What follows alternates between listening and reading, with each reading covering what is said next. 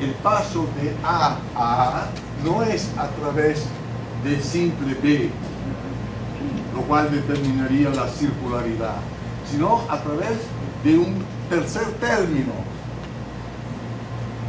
Para hacerlo más simple, podríamos decir que B se ha transformado en C. ¿Está claro?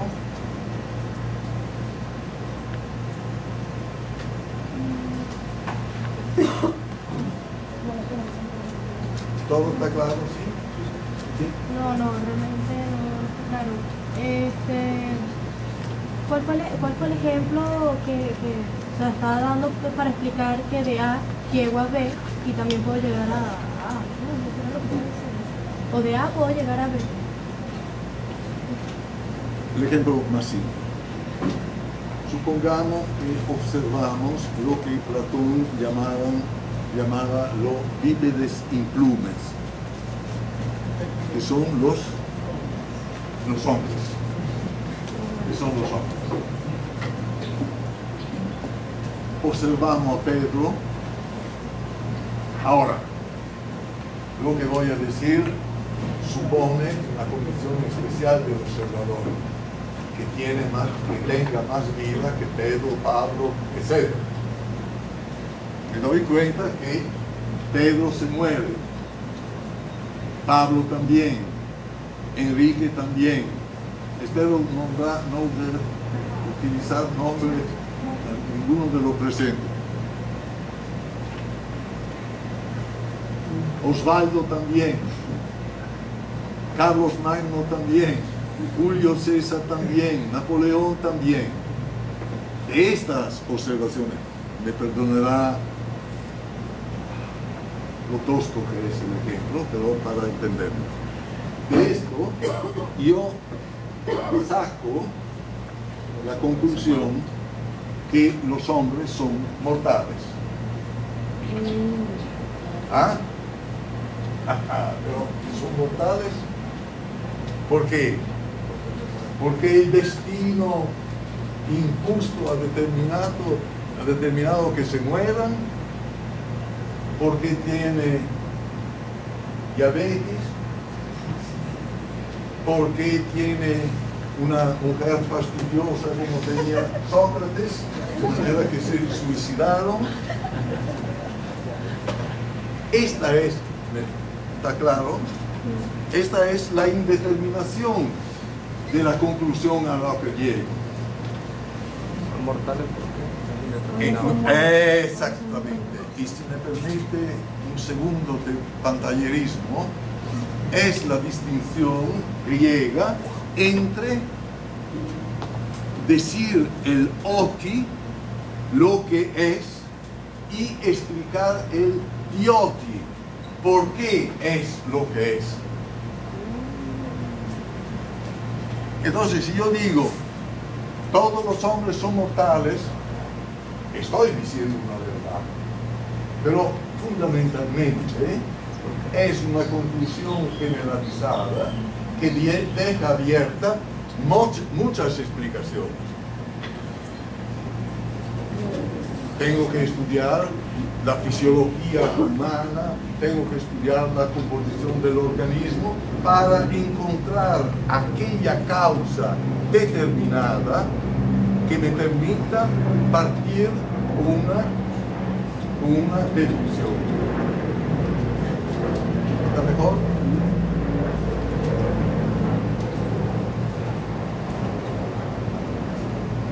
Yo hago, supongamos, siempre siguiendo este ejemplo sumamente general,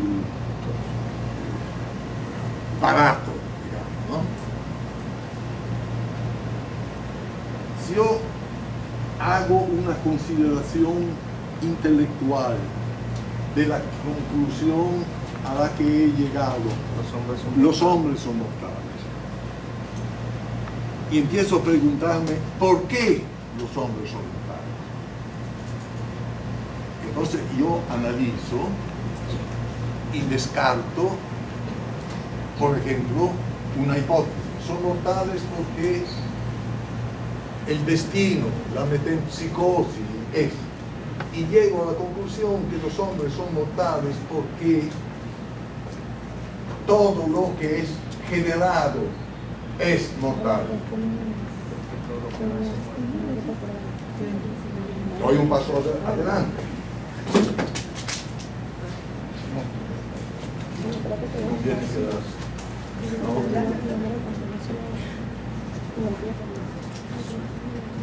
Todo lo que es generado es mortal. Pero esta no es respuesta suficiente. ¿Qué significa generación? ¿Qué significa corrupción? El hombre ha nacido, etcétera, etcétera. ¿Hasta cuándo llego a una definición determinada que me permite decir por qué los hombres son mortales? Los hombres son mortales, por ejemplo, porque, dice un filósofo y un poeta antiguo, todo lo que nace está destinado a morir. Esta no es la respuesta. La respuesta será porque los hombres, es decir, todo ser viviente está compuesto por elementos distintos que de pronto se separan. Morir significa separar una unidad en sus elementos componentes, uno de los cuales es etcétera, etcétera. ¿Está bien? Entonces, una vez determinado B en C, aquí tenemos la premisa para demostrar no que los hombres son mortales. Para demostrar por qué se murió Pedro. ¿Por qué son mortales? Es decir, el silogismo dice que como Pedro, Pablo, etc., pertenece al género humano y el género humano tiene la naturaleza tal y cual, entonces son mortales. Este es el silogismo científico, que aparentemente no le agrega ninguna nueva información. Siguen diciendo que los hombres son mortales. Pero hay una diferencia fundamental entre la opinión y el saber científico. Y esta diferencia, esta distinción radical consiste en que el silogismo científico o el saber científico sabe enunciar el dioti, es decir, la razón por la cual algo no solamente sucede, sino que es necesario que suceda. Pedro, Pablo,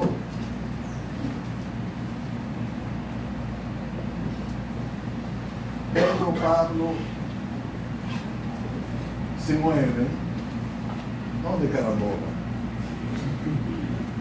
De carambola puede morirse en un determinado momento. Pero Pedro, Pablo, Julio César, Napoleón, etc., se mueren porque es necesario que se mueran. Y ahí el grande tema de la filosofía como preparación a la muerte. O el gran tema de Heidegger, el ser, es el ser para la muerte. Porque la muerte no es un accidente que llega desde afuera, sino que es un destino, en un sentido no religioso, es un destino inherente, intrínseco a todo lo que existe. Por lo menos en este mundo en el que estamos contentos de vivir, aunque tengamos que sufrir. Ahora yo voy a terminar, pero nadie de ustedes me ha preguntado lo que yo me esperaba que me preguntaran.